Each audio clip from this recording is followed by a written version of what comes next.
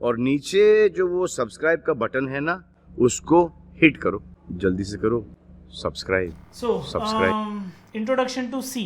पहले तो बहुत सारे कैंडिडेट्स हैं जिन्होंने जो प्रोग्रामिंग बैकग्राउंड से नहीं होते हैं वो भी सी कर सकते हैं। एंड एक सबसे इम्पॉर्टेंट पॉइंट है कि सर सी सीखना है तो मुझे मैथ्स आना चाहिए। नहीं, ऐसा कोई कंपल्शन नहीं है आपको मैथ्स आना चाहिए कि नहीं। हाँ, बट कुछ फॉर्मूलाज होते हैं जो मैथमेटिक्स के इक्वेशंस भी इसमें है, तो अगर वो परफॉर्म करना है तो वो मैथ्स वाला इक्वेशन आपको समझ में आना चाहिए। बाकी आज की डेट में प्रोग्रामिंग में सारी चीज़ें अवेलेबल है ऑनलाइन पे भी, प्लस कोड समझ में आना चाहिए कि हम वो पर्टिकुलर कोड लिखेंगे तो हमारा आउटपुट क्या होता है। तो ज़्यादा टाइम नहीं लेते हुए हम लोग टॉपिक की तरफ बढ़ते हैं। सबसे पहले तो एक सबका पॉइंट होता है कि सर सी लैंग्वेज क्यों इतनी इम्पॉर्टेंट है। मतलब इतने सालों से हम राज में सिखा रहे हैं सब स्टूडेंट्स को और आज भी सिलेबस में सी है। तो सबसे पहले तो सी का जो इम्पोर्टेंस है वो समझना है कि ओरेकल करके कितना बड़ा सॉफ्टवेयर है जो सी लैंग्वेज से लिखा हुआ है।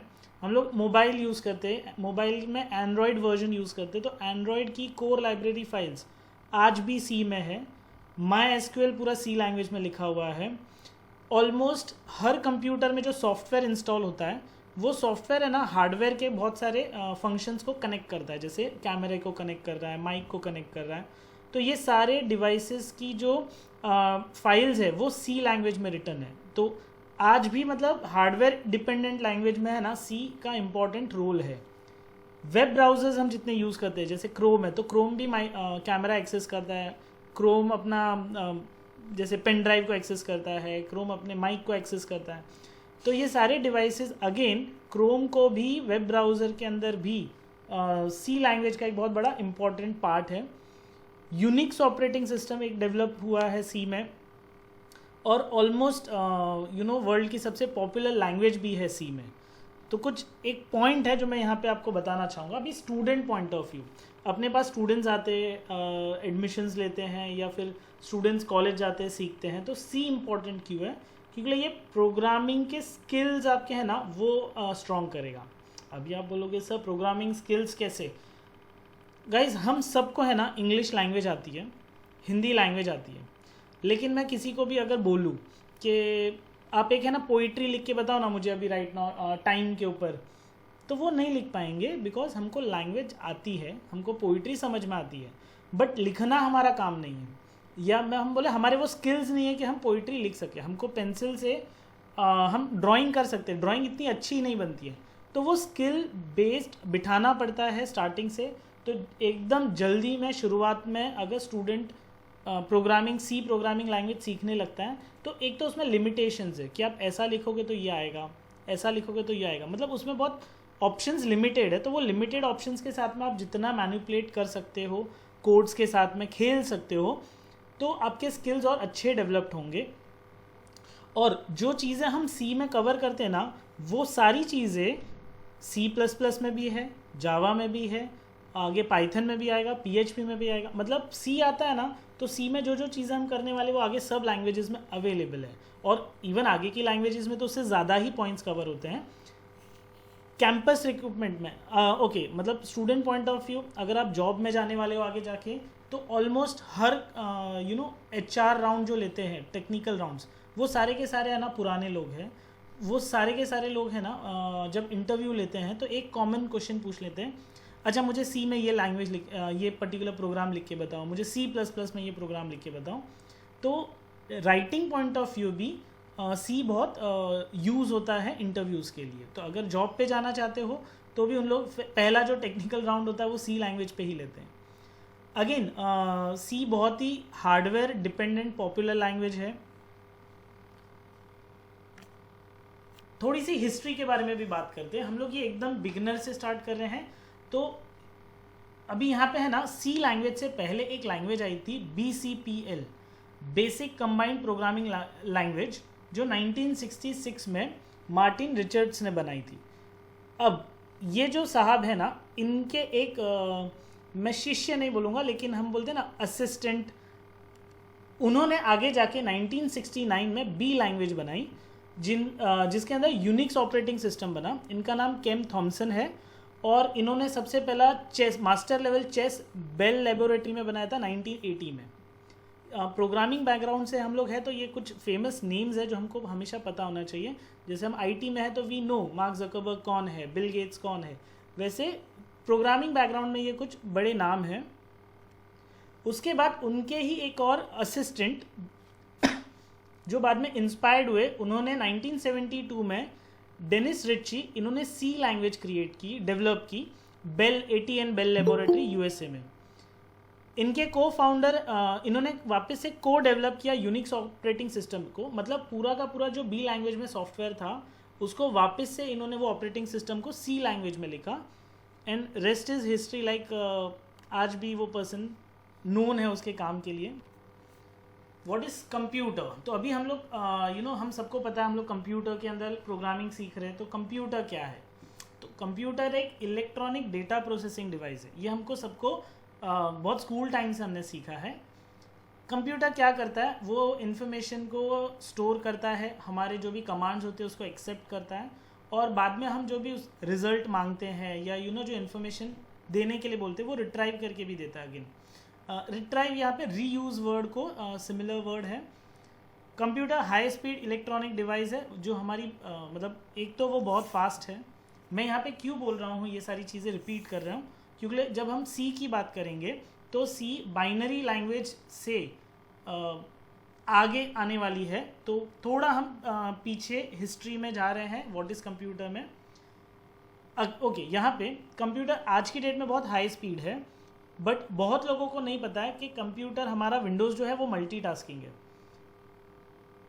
सब लोग मानते हैं यस, बट मैं आज भी बोलूँ कंप्यूटर है ना, आज भी एट अ टाइम एक ही काम करता है।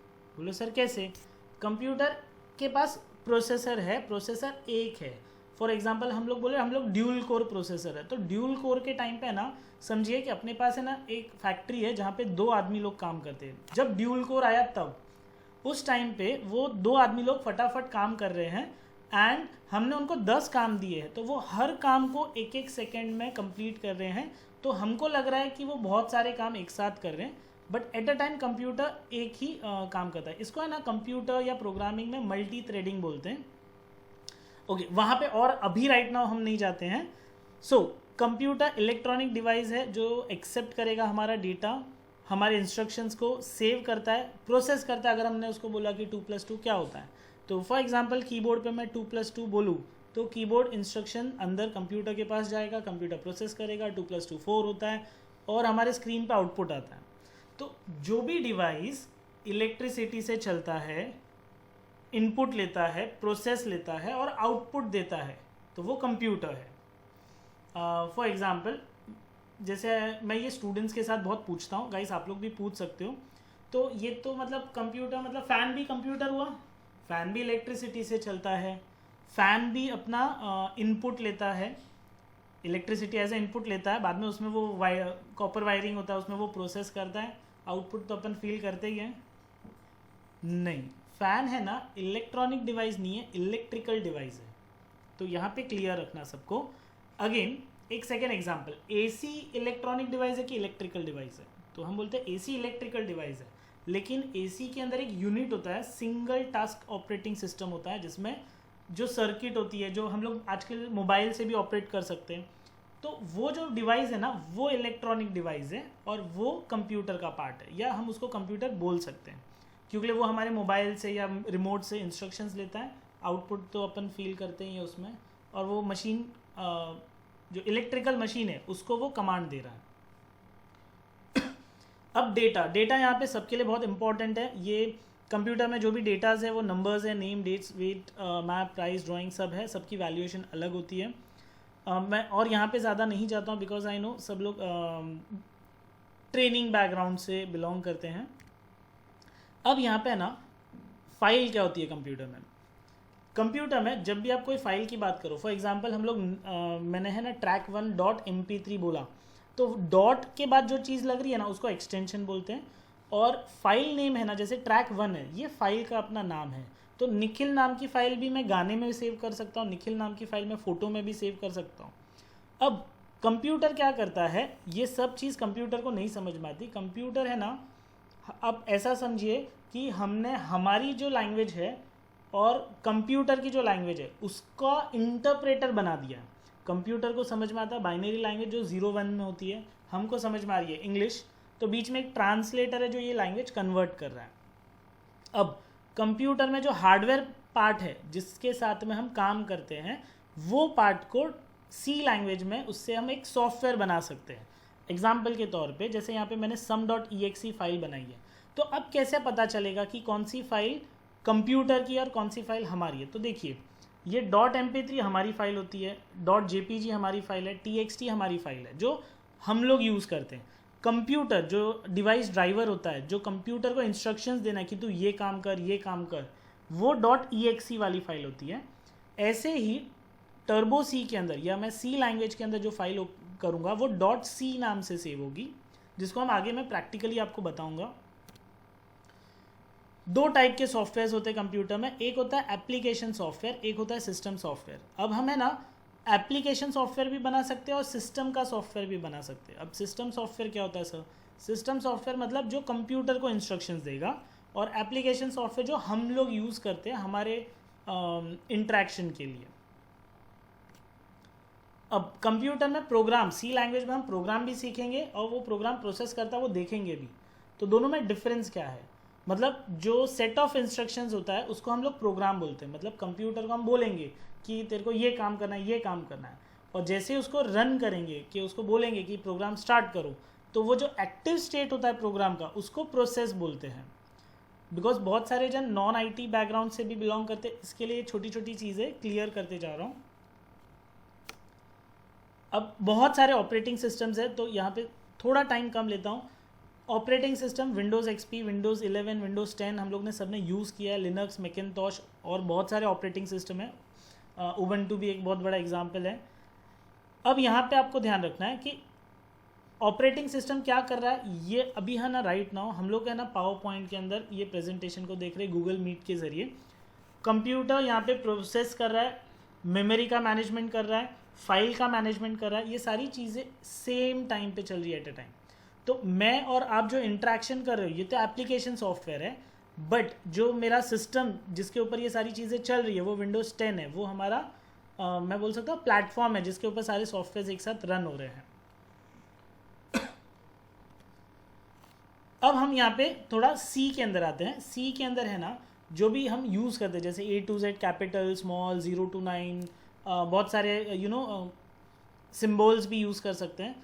तो इसमें ना 3 टाइप के आइडेंटिफायर्स हैं, या मैं बोलूँ आइडेंटिफायर्स के अंदर कांस्टेंट होते हैं, वेरिएबल्स होते हैं और कुछ कीवर्ड्स हैं।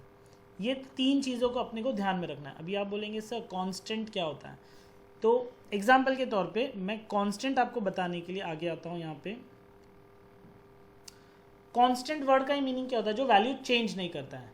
तो जो भी चीज़ या जो भी सी के अंदर हम एज मैं बोल सकता हूँ इंस्ट्रक्शंस दे और जिसकी वैल्यू चेंज ना हो at the time of execution of a program, वो चीज़ को हम लोग कांस्टेंट बोलते हैं। तो फॉर एग्जांपल आपने किसी का वैल्यू रख दिया कि भाई इसका हमने निखिल मैंने नाम लिख दिया, तो वो कांस्टेंट रहने वाला है।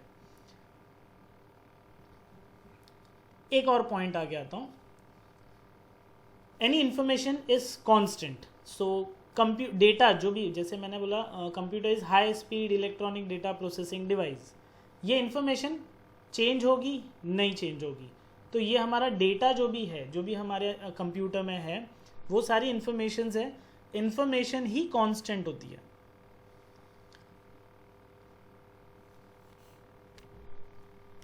सो अभी कांस्टेंट है ना, इसमें बहुत सारे टाइप्स के होते हैं। फॉर एग्जांपल ये सारी चीज़ें कांस्टेंट है लेकिन इनमें कैटेगराइज किया है कंप्यूटर के अंदर।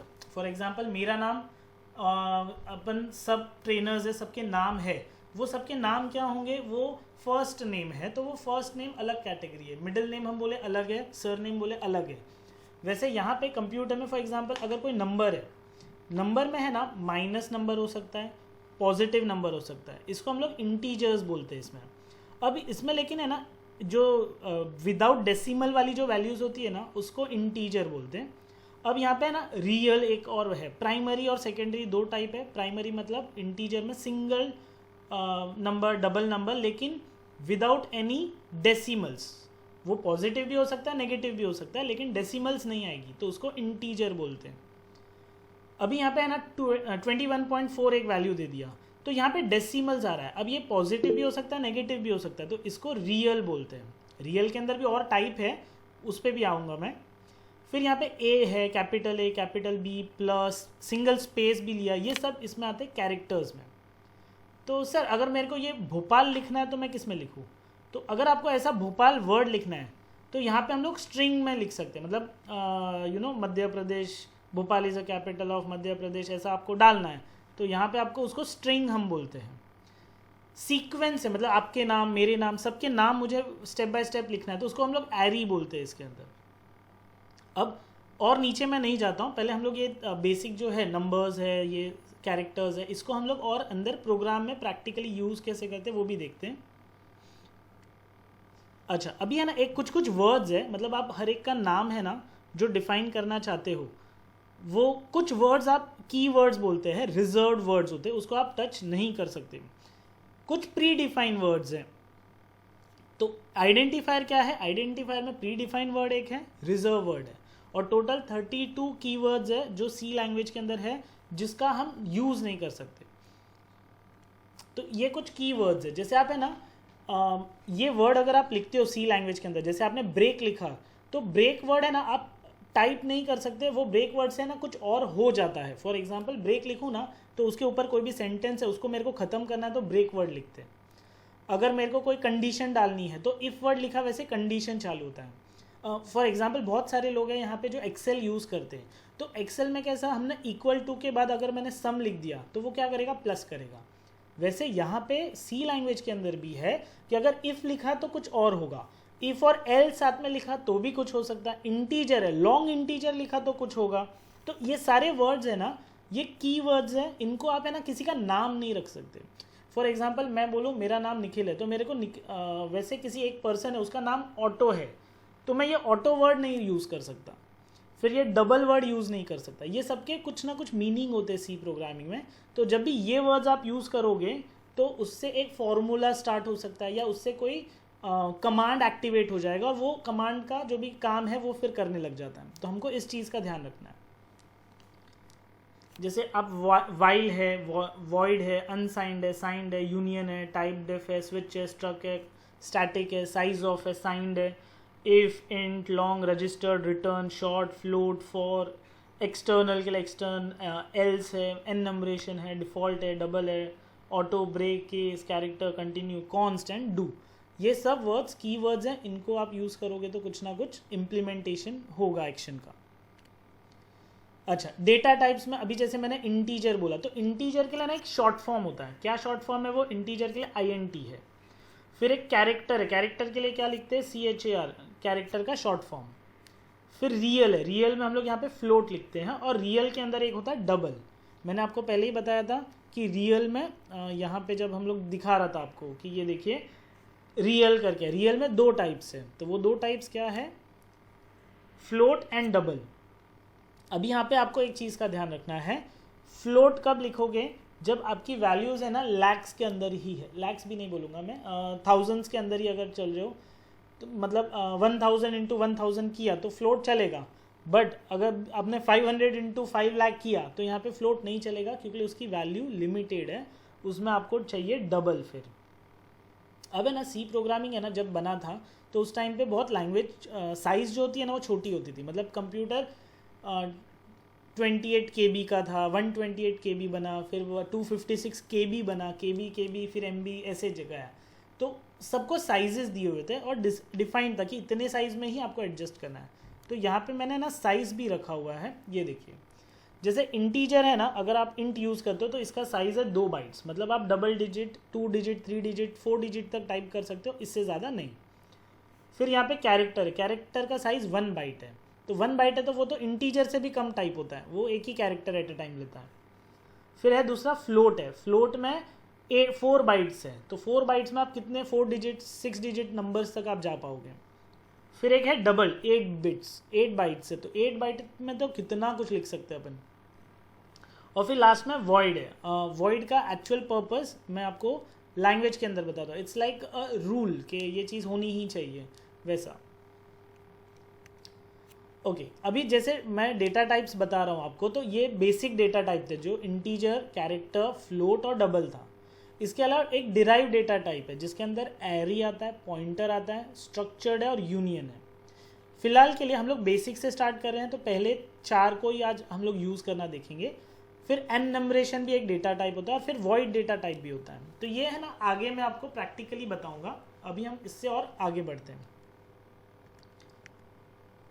Okay data types character use होता है, जैसे अभी ट्रेनर्स है, इसके लिए मैं यहाँ पे बहुत ज़्यादा थोड़ा फास्ट जा रहा हूँ, बट सब लोग साथ में रहना, कहीं अटक गए क्वेश्चन अगर है तो क्या चैट बॉक्स यूज़ कर सकते हो। एंड कैरेक्टर मतलब क्या, स्टोरिंग सिंगल कैरेक्टर। इंटीजर मतलब क्या, न्यूमेरिकल वैल्यूज टाइप होती है। फ्लोट मतलब क्या, डेसिमल्स एंड न्यूमेरिकल वैल्यू दोनों टाइप होती है 4 MB तक, 4 बाइट्स तक। हाँ अभी वो GB में आ गए ना अपन, तो अभी भी MB रहता है। डबल के अंदर है ना लॉन्ग डेसिमल टाइप्स आप स्टोर कर सकते हो, मतलब वो करोड़ तक जाएगा वैल्यूज, चलेगा उसमें। फिर लॉन्ग इंटीजर है, it is use for actual जो नंबर है ना, वो भी इसमें आपको बताऊंगा, मैंने वो फिलहाल अभी यहाँ से स्किप करके रखा है। लॉन्ग इंटीजर मतलब लॉन्ग न्यूमेरिकल वैल्यूज है जो आप टाइप कर सकते हो, लेकिन 4 बाइट्स तक ही है। अच्छा अभी है ना, इसमें कुछ कंपलसरी वर्ड्स है जो रोज लिखना पड़ेगा, मतलब आप जितने भी प्रोग्राम लिखो, अगर आपने कभी HTML लिखा रहेगा तो HTML लैंग्वेज के अंदर कैसा होता है, टैग ओपन करके उसमें HTML लिखना कंपलसरी है, HTML क्लोज, फिर उसमें हेड होता है, टाइटल होता है, बॉडी होता है। वैसा ही C प्रोग्रामिंग के अंदर भी है ना, कंपलसरी studio.h लिखना है। studio.h क्या है, standard input output header file.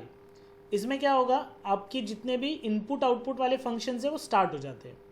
फिर एक है conio.h, मतलब console input output header file.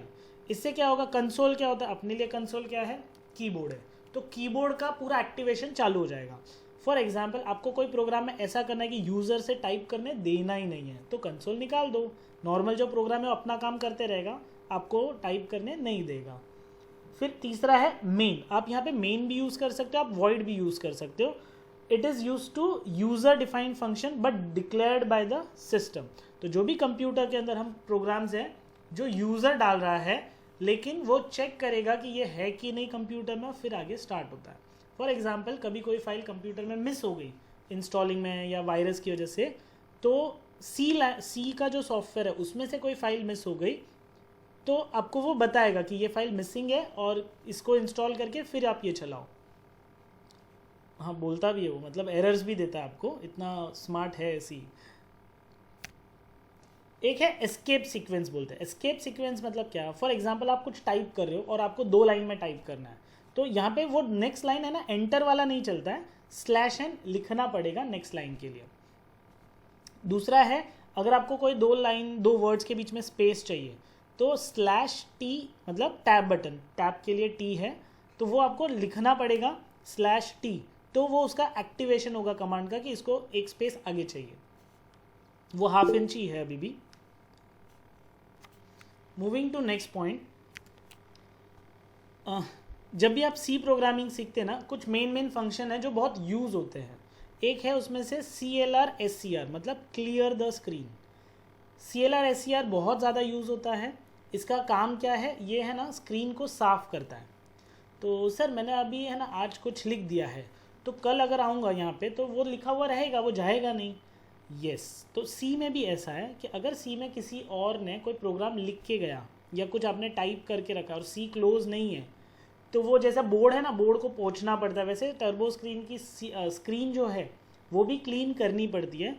तो आपको कमांड लिखना पड़ेगा clear the screen, CLR SCR, और ये इसी फॉर्म में है, CLR SCR bracket open bracket close और यहाँ पे सेमीकोलन। फिर अगर आपको किसी जो सामने वाला पर्सन है, जो आप प्रोग्राम रन करोगे तो उसको कोई मैसेज दिखाना है, तो मैसेज के लिए इसमें printf लिखते हैं।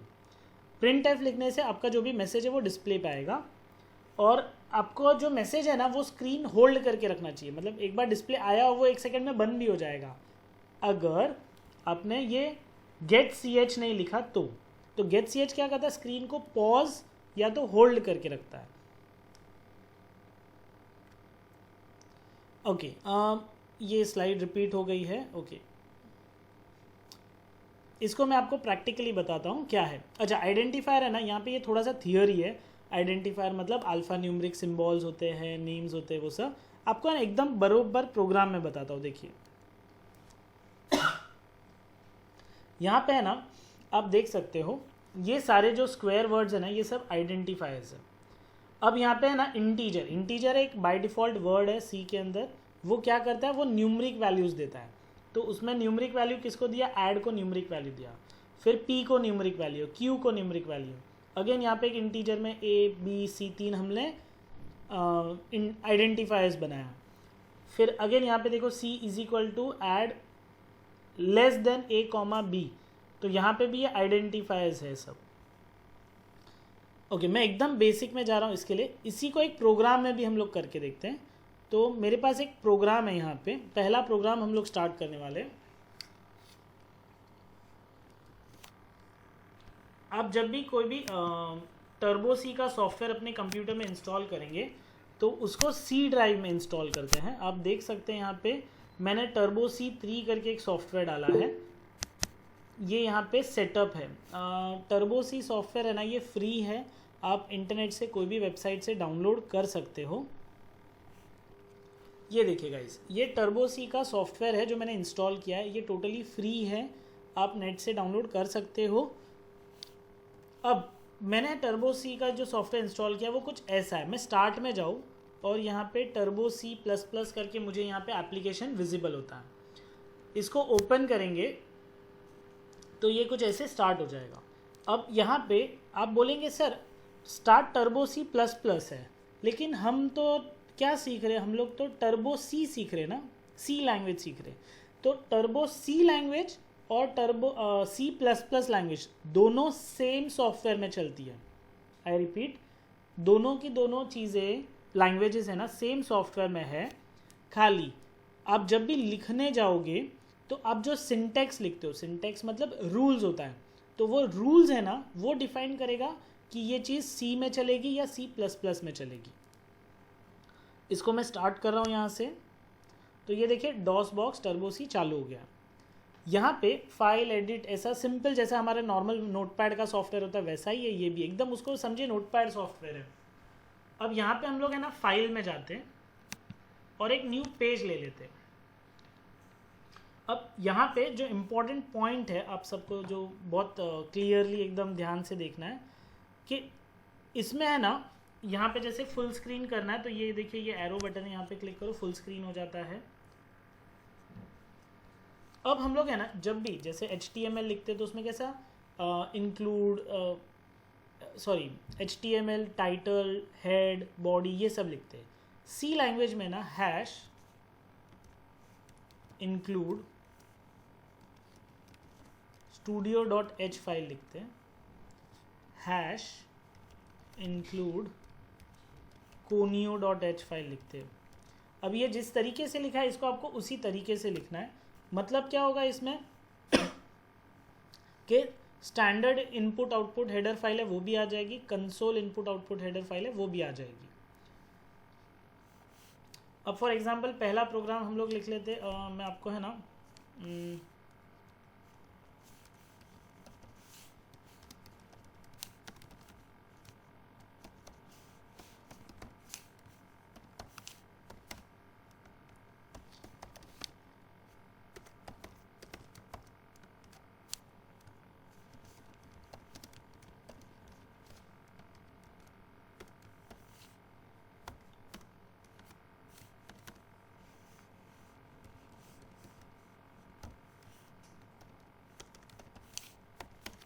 ओके गाइस, पहला एक प्रोग्राम मैंने यहाँ पे लिखा है CLR SCR, क्लियर स्क्रीन करना है सबसे पहले। दूसरा है ना प्रिंट एफ लिखा है, प्रिंट एफ हेलो वर्ल्ड है।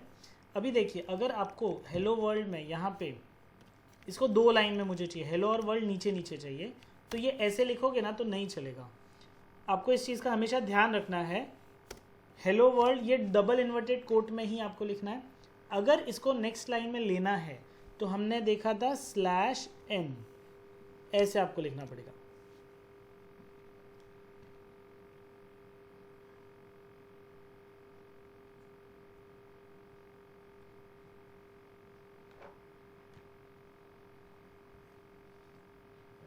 Okay guys, sorry for the interruption.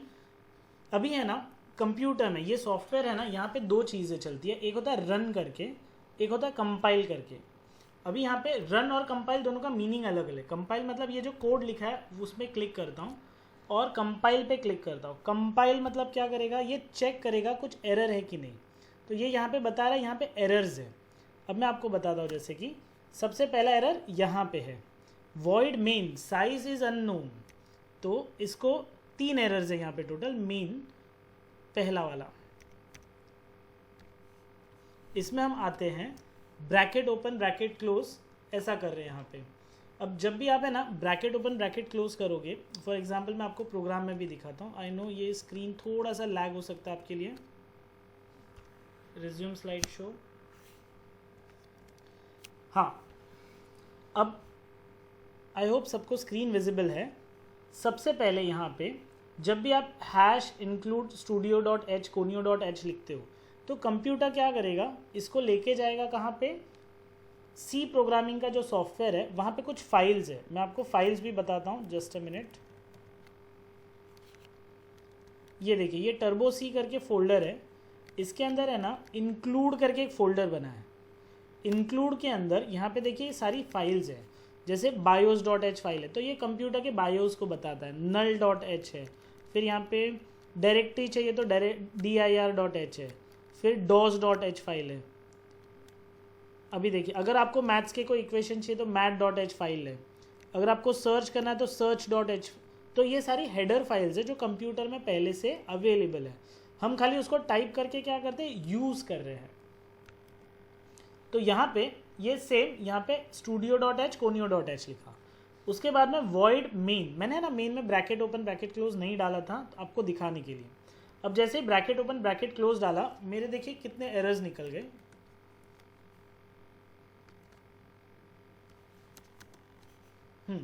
वापस से मैं Alt प्लस F9 बटन दबाऊँ तो यहाँ पे हो जाएगा, बट मैं नहीं दबा सकता बिकॉज ये रिकॉर्डिंग स्टॉप हो जाएगी। तो कंपाइल में गए, कंपाइल में कंपाइल।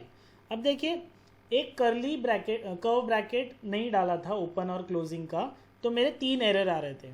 और यहाँ पे अभी देखिए वार्निंग में 0 है, एरर में 0 है। अब मुझे इसको रन करना है, तो अभी यहाँ पे हम लोग रन में जाते हैं। कंट्रोल प्लस F9 रन का बटन है, मैं रन करता हूँ यहाँ पे, तो ये रन हो गया। बट ये दिख क्यों नहीं रहा है मुझे, तो दिख नहीं रहा है का रीज़न है अगेन, आप नोटिस करेंगे मैंने वॉइड के बाद है ना एक कर्ली ब्रैकेट डाला है। गाइज एक्चुअल में जो स्टूडेंट्स मिस्टेक करते हैं ना, वैसे मैं यहाँ पे आपको बता रहा हूँ। तो मेक श्योर आप जब ये प्रोग्राम्स करते हो ना तो ये मिस्टेक्स बताना, क्योंकि उनको टाइप करने आ जाएगा एज इट इज़ प्रोग्राम। जो हम लोग जब सिखाते तो यूजुअली वो प्रोग्राम आप लिखाओगे, लिखाने के बाद वो करता है, बट क्या चीज़ पहले आनी चाहिए क्या चीज़ बाद में आनी चाहिए, उस चीज़ का खाली ध्यान रखना। अब यहाँ पे है ना कर्ली ब्रैकेट मैंने ओपन किया, तो सारे जो कमांड्स हैं ना वो कर्ली ब्रैकेट के अंदर ही रहने चाहिए, लाइक गेट ch तक, और कर्ली ब्रैकेट बाद में। तो गेट ch क्या करता है, स्क्रीन को होल्ड करके रखता है। अब मैंने अगर ब्रैकेट क्लोज कर दिया, जो मेरे प्रोग्राम में भी मैंने किया है, अब मैंने यहाँ पे ब्रैकेट क्लोज कर दिया इधर, तो कंप्यूटर के हिसाब से यहाँ पे कोई एरर नहीं है, मतलब वो कोड राइट है। लेकिन ब्रैकेट क्लोज के बाद मैंने गेट ch दिया, मतलब स्क्रीन होल्ड करने का कमांड बाद में लिख दिया, वो बाद वाला ब्रैकेट क्लोज काम खत्म हो गया, कंप्यूटर आगे नहीं चेक करेगा। तो इसको मुझे कट यहाँ से करके फिर यहाँ पे डालना पड़ेगा। अब मैं इसको रन करता हूँ तो ये देखिए हेलो वर्ल्ड दिख रहा है। अभी /n देखिए, मेरा /n है ना वहाँ टाइप हो गया, नेक्स्ट लाइन में नहीं गया। तो उसके पीछे का रीज़न, स्लैश है ना इसमें 2 तरह के होते हैं, हम लोग बोलते हैं ना एक फॉरवर्ड स्लैश बैकवर्ड स्लैश। तो ये मेरा है ना फॉरवर्ड स्लैश है और यहाँ पे चलता है बैकवर्ड स्लैश। तो कंपलसरी आपको ध्यान रखना है, बैकवर्ड स्लैश मतलब बैक स्पेस के बाजू वाला जो रहता है वो। हाँ, पोजीशन चेंज होती है, डिपेंड्स ऑन कंप्यूटर लैपटॉप। वापस से अभी रन करता हूँ, तो रन किया तो हेलो वर्ल्ड आ गया। अब लास्ट के मेरे जो 2 एरर थे ना वो कंपाइल में आए ही नहीं। क्यों? क्योंकि कोड राइट था बट खाली उसका प्लेसिंग गलत था। मतलब ये चीज़ का आपको स्टूडेंट है ना कुछ टाइप करते हैं बाद में प्रोग्राम रन नहीं होता, ये बहुत बड़ा ड्रॉबैक होता है हम लोग के साथ में। तो क्या पहले लिखना है क्या बाद में लिखना है इसमें बहुत ज़रूरी है। अब है ना, इसी में मैं आपको 2 नंबर्स का एडिशन बता रहा हूँ। 5 मिनट हम लोग लेंगे गाइज, आई नो सेंटर्स पे हो तो सबके लेक्चर्स रहते हैं। एक प्रोग्राम आज का हम लोग कर लेते हैं ताकि आप लोग प्रैक्टिकल कर पाओ। अब मुझे है ना स्टूडेंट से मार्क्स लेने हैं। फॉर एग्जांपल चलो 2 नंबर ही ले लेते, मार्क्स बहुत ज़्यादा टाइम लग जाएगा। फर्स्ट नंबर ऐसे स्टूडेंट से ले लिया और यहाँ पे उससे टाइप करने लेते हैं। तो कंप्यूटर कैच कैसे करेगा कि यहाँ पे हमको नंबर लेना है, तो will use scanf bracket open.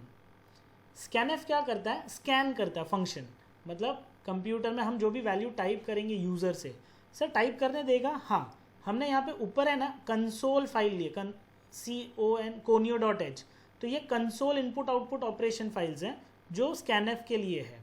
अब यूज़र से जो भी वैल्यू लेगा वो प्रोग्राम को मैं यहाँ पे गाइस बता देता हूँ तो थोड़ा इजी हो जाएगा।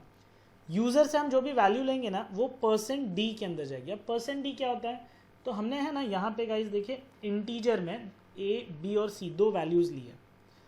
a के अंदर क्या वैल्यू जाना चाहिए, जो यूज़र से वैल्यू जाएगा, जैसे मैंने यहाँ पे 5 टाइप किया, 5 को स्कैन करेगा, उसको %d मतलब इंटीजर होता है। अब कम जैसे हम लोग पता है वर्ड की फाइल होती है तो वर्ड की फाइल को .doc लगाते एक्सटेंशन, वैसे यहाँ पे भी जो भी इंटीजर की फाइल होती है ना उसको %d लगाते हैं, जिससे वो इंटीजर में फाइल जाती है।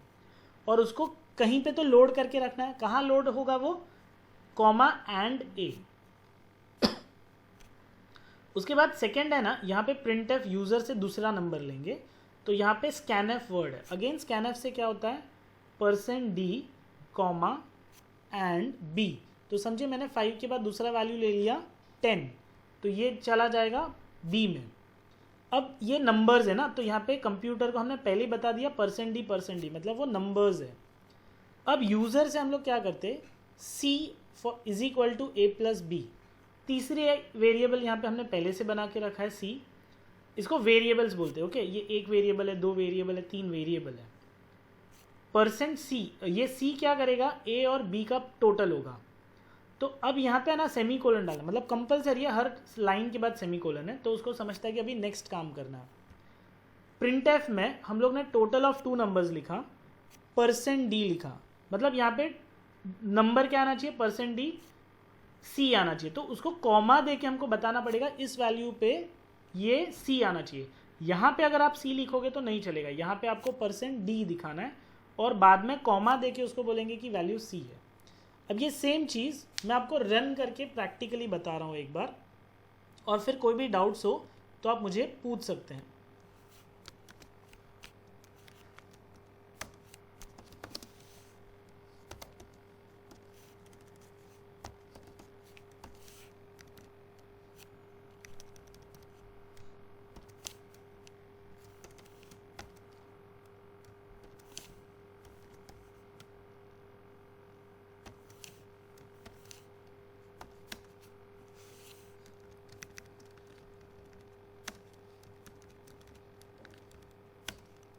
अच्छा, ये एक चीज़ का ध्यान रखना गाइस, इसमें कॉपी पेस्ट होता है, लेकिन कॉपी पेस्ट के लिए जैसे हम शिफ्ट बटन से एरो की से सिलेक्ट करते हैं, एडिट में जाते हैं, कॉपी करते हैं, तो इसमें कॉपी के शॉर्टकट्स अलग है। कॉपी करने के बाद जब आप पेस्ट करना चाहते हो तो ये सिलेक्शन निकलता नहीं है इसमें, हाँ, ऑटो सिलेक्शन नहीं निकलेगा, तो वापस से रिवर्स सिलेक्ट करना है शिफ्ट बटन एरो की से, फिर आप एडिट में जाके पेस्ट करो तो ये वापस आ जाएगा। और undo option alt backspace है, c equals to a plus b semicolon enter, और printf में टोटल ऑफ 2 नंबर्स यहाँ पे चाहिए कोलन, और मेरे को यहाँ पे चाहिए, तो %d करके मैं वैल्यू यहाँ पे बता रहा हूँ। Again double inverted comma c bracket close semi colon enter. अब गाइज यहाँ पे हम लोग कंपाइल में जाते हैं और इसको कंपाइल करके देखते हैं ये रन हो रहा है कि नहीं। देखो वार्निंग 0 एरर 0 है। अब रन करके भी देखते हैं कि ये रन भी हो रहा है कि नहीं, तो वापस से और रन में गए, कंट्रोल F9 से रन है। ध्यान रखना गाइज, मैं रिकॉर्डिंग कर रहा हूँ, इसके लिए मैं F9 बटन नहीं दबा सकता। फर्स्ट नंबर यूज़र से लेना है। अब यहाँ पे अगेन ध्यान रखना, न्यूमरिक पैड यूज़ करने के टाइम पे बहुत सावधानी। लैपटॉप है तो 8 दबाया, एंटर, दूसरा नंबर 5 दबाया मैंने, एंटर करता हूँ तो टोटल ऑफ 2 नंबर इज़ 1280। अरे इतना थोड़ी होता है सर। हाँ, तो इसने अभी मुझे क्या दिया, रैंडम गार्बेज वैल्यू दिया। क्यों गार्बेज वैल्यू दिया देखिए। अब मैंने है ना कॉपी पेस्ट किया था, तो कॉपी पेस्ट करने के टाइम पे है ना मैंने यहाँ पे देखो इसका वैल्यू चेंज नहीं किया। मैंने यहाँ पे नीचे लिखा है c = a+b, बट यहाँ पे a दोनों की नंबर a में ही है तो कंप्यूटर समझेगा ही नहीं, तो इसको मेरे को b की वैल्यू देनी है। दूसरा, यूज़र से दोनों बार मैंने फर्स्ट नंबर लिया तो यहाँ पे मैं डाल देता हूँ सेकेंड नंबर। अब वापस से कंपाइल में जाते, कंपाइल, तो देखिए एरर्स है एग्जीक्यूशन के टाइम पे, लेकिन कंपाइलिंग में एरर नहीं दिखा रहा है, तो ऐसा पॉसिबल है, होता है। अगेन अभी यहाँ पे रन में गए, इसको रन करता हूँ तो देखिए first number 5, second number 7, answer is 12। तो ये हमने एक प्रोग्राम किया है, आज का पहला सेशन है हमारा। Alt F9 से ये फुल स्क्रीन या हाफ स्क्रीन हो सकता है।